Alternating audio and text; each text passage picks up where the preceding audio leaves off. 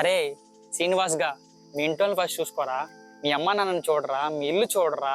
కొడుకు లేడు మాకు లేదు, చచ్చిపోయింది నాడు, చిన్నప్పుడే చచ్చిపోయింది. చిన్నప్పుడే చచ్చిపోండి అంటున్నావా?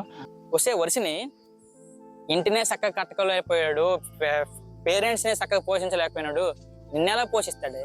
నువ్వేలా నమ్మి చచ్చావే?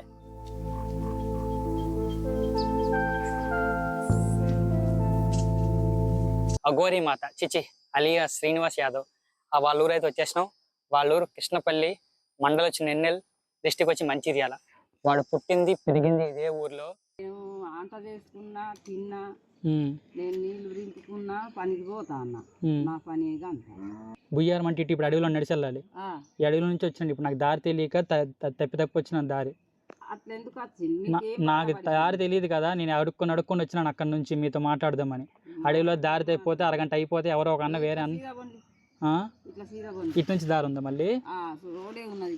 నేను ఇప్పుడు అడవిలో నుంచి వచ్చాను, అడవిలో సందులు దారులు ఉన్నాయి, అటు నుంచి వచ్చాను. అయితే మా బిడ్డ ఇంటికి వాళ్ళు ఇల్లు కడతాను, నేను ఆంట చేసుకున్నా, తిన్నా, నేను నీళ్లు రింపుకున్నా, పనికి పోతా అన్న, నా పని అంత కొడుకు లేడు మాకు లేదు, చచ్చిపోయింది నాడు, చిన్నప్పుడే చచ్చిపోయింది. చిన్నప్పుడే చచ్చిపోండి అంటున్నావా?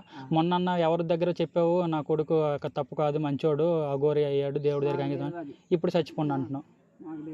హాయ్ ఫ్రెండ్స్, నేను మీ చరణ్ని, వెల్కమ్ టు ఛానల్ వ్లాగ్స్. ఈరోజు అయితే మనం ఎక్కడికి వచ్చామంటే మోస్ట్ ట్రెండింగ్ టాపిక్, అసలు